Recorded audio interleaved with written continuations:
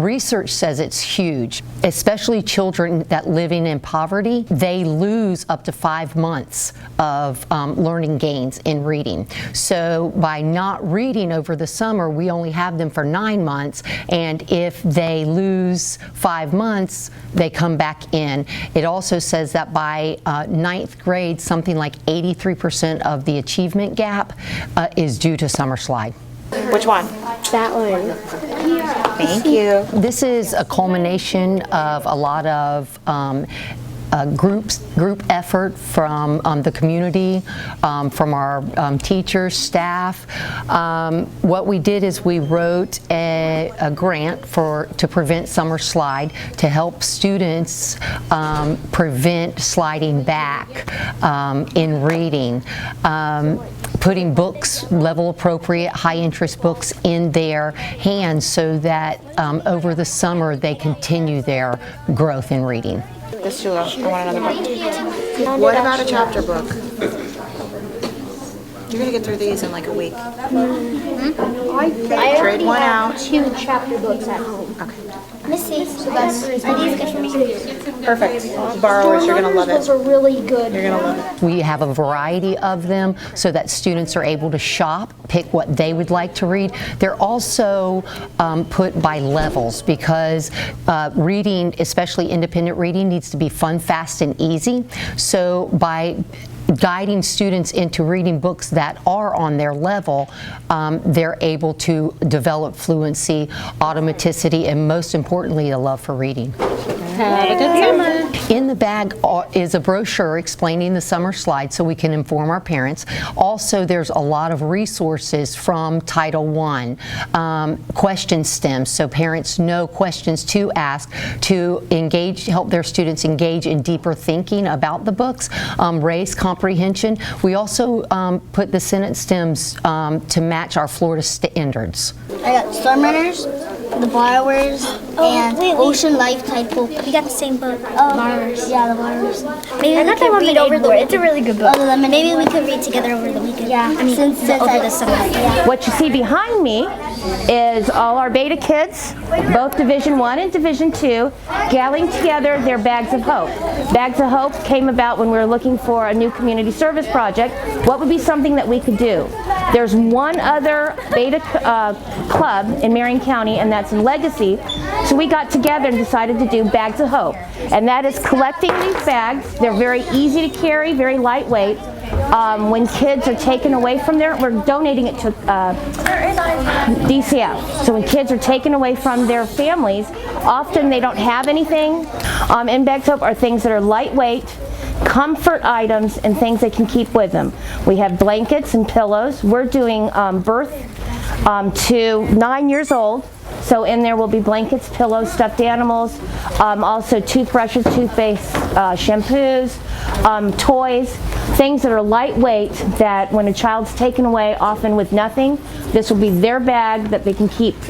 We're going to have DCF, Department of Children and Family, will meet with us. We'll be collecting all the bags, and they will be then made available to workers when they have to remove children from home. It's not the children's fault they're being taken from their home. It's not the children's fault that they're in that situation.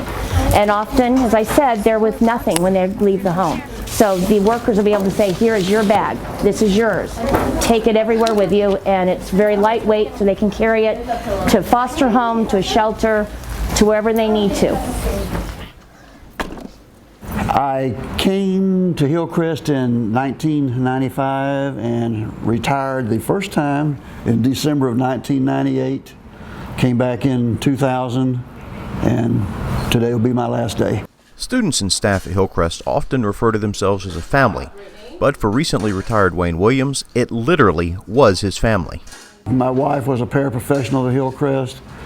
One of my daughters was a paraprofessional at Hillcrest. One of my daughters was a teacher at Hillcrest. And then I have a daughter that was a student at Hillcrest. So we have Hillcrest covered in our family. Let's do the 8. Do the 8? Where's it go? Well, you're going to work with a 5. When I first came to Marion County, I taught physical education at Ward Highlands for basically 25 years. So I've seen kids in my PE programs where Some of them have become Major League Baseball players. They've played, college football, stuff like that, and then come to Hillcrest where the kids don't have the ability. But it's the same feeling for both schools, that the kids want to be loved, no matter whether they can go to their maximum or minimum. The kids here at Hillcrest are the same way at any other school. They just want to be loved. They want to show affection. They want to have friends. And anything, if a kid even has a chance to maybe raise a finger or actually, feed themselves, it's a small thing. But to these kids, it's really a big thing. It's really emotional or really satisfying to see this happen with these kids. How many you got left? Good job. We do honor to the Stars and Stripes as the emblem of our country and the symbol of all that our patriotism means. We identify the flag with almost everything we hold dear on earth. It represents our peace and security, our civil and political liberty, our freedom of religious worship, our family, our friends, our home. We see it in the great multitude of blessings, of rights and privileges that make up our country. But when we look at our flag and behold it emblazoned with all our rights, we must remember that it is equally a symbol of our duties. Every glory that we associate with it is the result of duty done. A yearly contemplation of our flag strengthens and purifies the national conscience. I pledge allegiance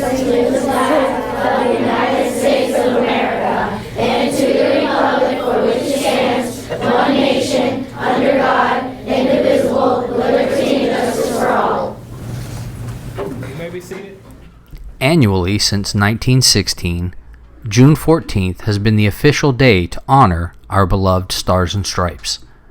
The students of Marion County have had the privilege of sharing in the awareness and appreciation of Old Glory with those who have performed their duty for our great nation.